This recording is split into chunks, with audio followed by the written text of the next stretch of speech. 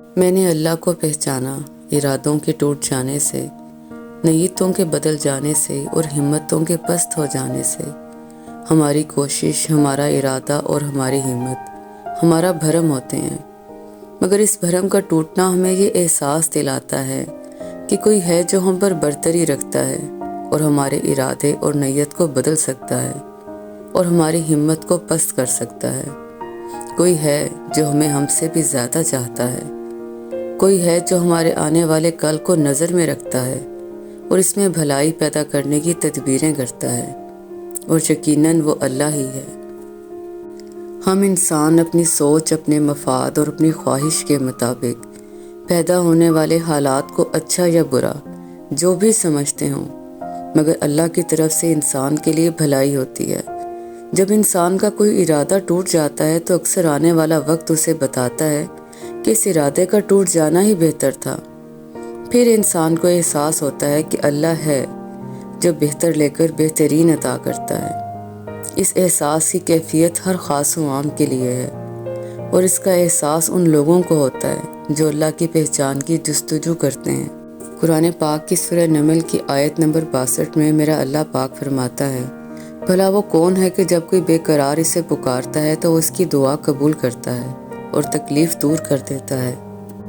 اپنے دل کی کیفیت اللہ کو بتایا کرو کہ تم کیا محسوس کر رہے ہو، کتنی تکلیف میں ہو، سب کچھ اپنے اللہ پاک کو بتایا کرو۔ یقین کرو وہ تمہیں بہت پیار سے سنے گا۔ اللہ کے سامنے رو لینے سے ہی تمہارے دل میں سکون اترے گا۔ بے شک میرا اللہ دلوں کا ہمراز ہے۔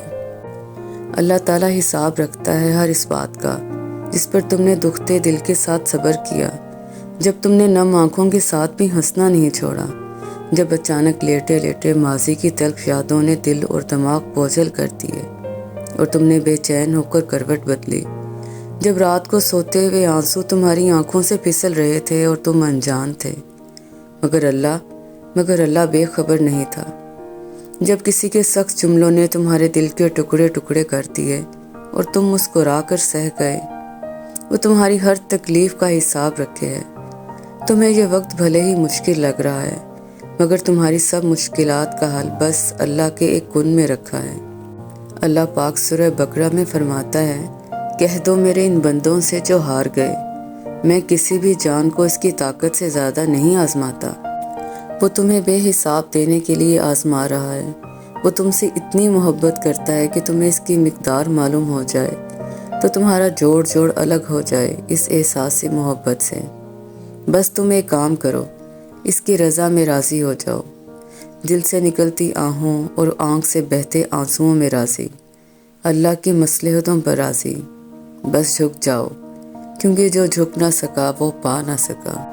تمہاری دعائیں ہی تمہارا مقدر ہیں اور تمہارے خیالات اس مقدر کی حقیقت۔ تم جب اللہ کے روبرو دعا کے لیے ہاتھ اٹھاتے ہو، تب تمہارا اللہ مقدر تمہاری رضا کے مطابق بدلتا ہے۔ اللہ اس جھولی کو کبھی خالی نہیں رکھتا جو صرف اس کے سامنے پھیلائی جائے، لیکن تم ذرا سا انتظار کرتے ہو اور پھر تھک جاتے ہو اور پھر خود سے ہی گمان کر بیٹھتے ہو کہ دعائیں قبول نہیں ہوتی، یا پھر یہ کہ اب دیر ہو گئی اور اب کچھ بدل نہیں سکتا۔ حالانکہ اللہ تو اپنے بندے کی کوئی بھی دعا رد نہیں کرتا۔ یہ جو تمہیں دیر لگ رہی ہے وہ اللہ کی حکمت ہے، اور جو بھی تمہیں ملتا ہے وہ صحیح وقت پر ملتا ہے۔ تو پھر ڈر کے ان وسوسوں کو کبھی جیتنے مت دینا، ذرا سی تاخیر سے مایوس نہ ہو جانا، حالات کتنے ہی مشکل کیوں نہ ہوں، تم دعا کرنا کبھی مت چھوڑنا، کیونکہ اللہ کا ایک گن تمہارا صدیوں کا کام لمحوں میں کر سکتا ہے، اور جو دعا کا خیال تمہارے دل میں لا سکتا ہے وہ اس خیال کو تمہارا مقدر بنانے پر بھی قادر ہے۔ دعا کی توفیق کی قبولیت کی سب سے بڑی دلیل ہے۔ دراصل ساری بات ہی ہمارے یقین کی ہے۔ وہ رب کہہ چکا ہے کہ مجھ سے جیسا گمان رکھو گے میں ویسا ہی ملوں گا۔ اگر تم اپنی دعاؤں میں شک میں مبتلا رہو گے تو پھر شاید ہی تمہاری دعائیں قبول ہوں۔ تم یہ یقین کیوں نہیں کرتے کہ وہ تمہیں کوئی اذیت نہیں دے گا؟ وہ ہر ناممکن کو ممکن بنا کر دے گا۔ جب تک تم یقین نہیں کرو گے دعائیں قبول نہیں ہوں گی۔ اس کی محبت ہم سے یہ مطالبہ کرتی ہے کہ ہم اس پر اندھا یقین کریں، اس کی قدرت پر کوئی سوال نہ اٹھائیں۔ وہ سمندر کے درمیان راستہ بنانے والا رب تمہیں بھی طوفان سے بچائے گا۔ وہ کشتی نوح کو پار لگانے والا رب تمہیں بھی ڈوبنے نہیں دے گا۔ وہ آگ کو ٹھنڈا کرنے والا رب تمہیں بھی آزمائش سے نکال دے گا۔